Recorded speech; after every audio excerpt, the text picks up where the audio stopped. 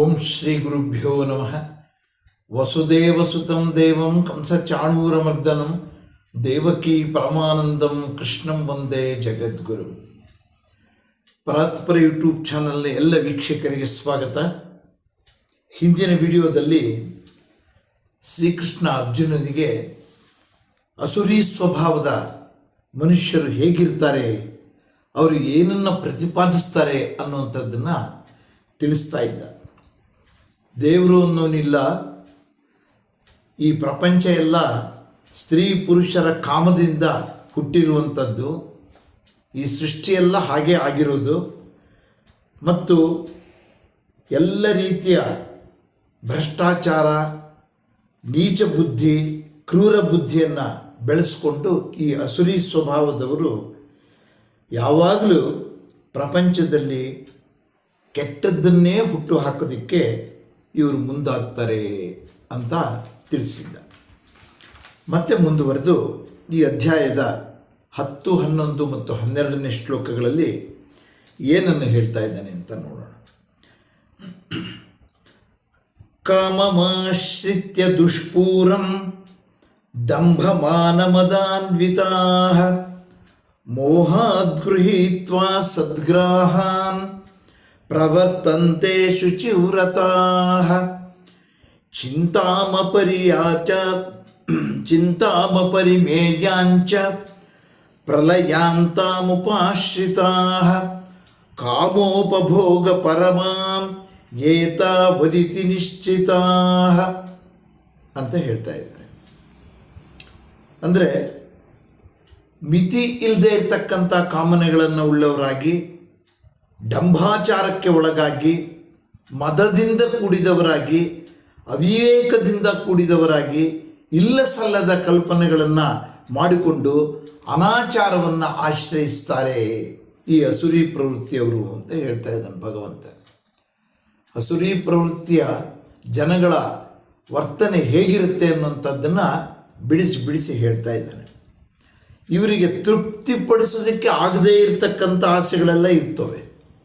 ಅದನ್ನು ತೃಪ್ತಿಪಡಿಸೋದಕ್ಕೋಸ್ಕರ ಅವರಿಗೆ ಎಷ್ಟು ಸಿಕ್ಕರೂ ಕೂಡ ಅದು ಸಾಲದು ಅನ್ನುವಂಥ ಭಾವನೆ ಬರ್ತಾ ಇರುತ್ತೆ.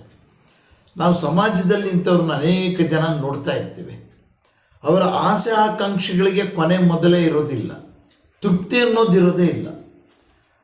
ಎಷ್ಟನ್ನು ಹೊಂದಿದ್ರೂ ಕೂಡ ಇನ್ನೂ ಹೊಂದಬೇಕು ಅಂತೇಳಿ ಅಷ್ಟನ್ನು ಹೊಂದಿ ಪೂರೈಸೋದಕ್ಕೆ ಸಾಧ್ಯ ಆಗದೆ ಅನ್ಯಾಯ ಅಕ್ರಮಗಳಿಂದಾದರೂ ಹಣ ಸಂಪಾದನೆ ಮಾಡಿ ಅದನ್ನು ಪಡ್ಕೊಳ್ಳೋದಕ್ಕೆ ಪ್ರಯತ್ನಿಸ್ತಾರೆ.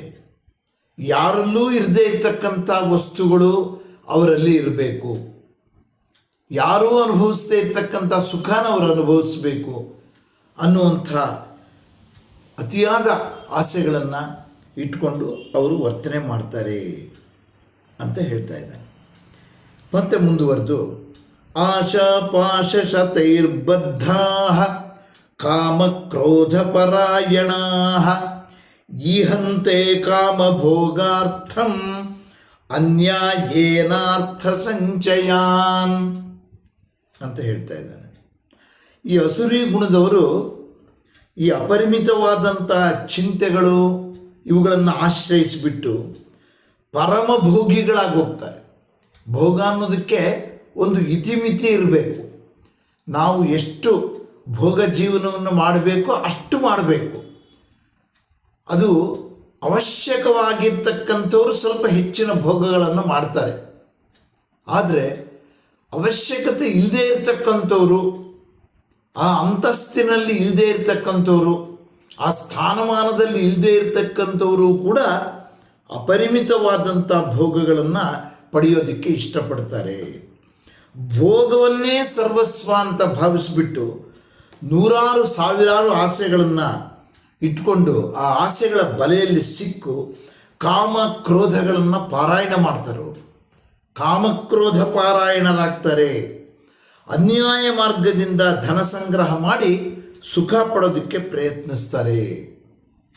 ಈ ಅಸುರಿ ಪ್ರವೃತ್ತಿಯ ಜನ ಇವರ ಆಸೆಗಳಿಗೆ ಕೊನೆ ಮೊದಲಿರೋದಿಲ್ಲ. ತೃಪ್ತಿಪಡಿಸಿದಷ್ಟು ಹೊಸ ಆಸೆಗಳು ಹುಟ್ಟುತ್ತಾನೆ ಇರ್ತವೆ. ನಾವು ಇಂದ್ರಿಯಗಳನ್ನು ನಿಗ್ರಹ ಮಾಡಿ ಆಸೆಗಳಿಗೆ ಒಂದು ಅಂಕುಶವನ್ನು ಹಾಕಿ ಅದನ್ನು ಒಂದು ತಹಬಂದಿಗೆ ತಂದು ನಾವು ಜೀವನ ಮಾಡಬೇಕು. ಆದರೆ ನಮ್ಮ ಮನಸ್ಸಿನಲ್ಲಿ ಅಥವಾ ಪರಿಸರದಲ್ಲಿ ಇರ್ತಕ್ಕಂಥ ಬೇರೆಯವರ ಚಟುವಟಿಕೆಗಳನ್ನು ನೋಡಿ ನಮ್ಮಲ್ಲಿ ನಾನಾ ರೀತಿಯ ಆಸೆಗಳನ್ನು ಹುಟ್ಟಿಸಿ ಅವನ್ನು ಪೂರೈಸೋದಕ್ಕೋಸ್ಕರ ಆ ಪ್ರಯತ್ನದಲ್ಲಿ ಭೋಗನೇ ಸರ್ವಸ್ವ ಅಂತ ಭಾವಿಸಿದ ಪ್ರಯತ್ನ ಕೊನೆಗೆ ಅಕ್ರಮಗಳನ್ನು ಎಸಗೋದಕ್ಕೆ ದಾರಿ ಮಾಡಿಕೊಡುತ್ತೆ ಅನ್ನುವಂಥ ಬೋಧನೆಯನ್ನು ಅರ್ಜುನನಿಗೆ ಭಗವಂತ ಮಾಡಿದ್ದಾನೆ ಅಂತ ಹೇಳ್ತಾ ಇವತ್ತಿನ ವಿಡಿಯೋವನ್ನು ಮುಕ್ತಾಯ ಮಾಡ್ತೀನಿ. ನಮಸ್ಕಾರ.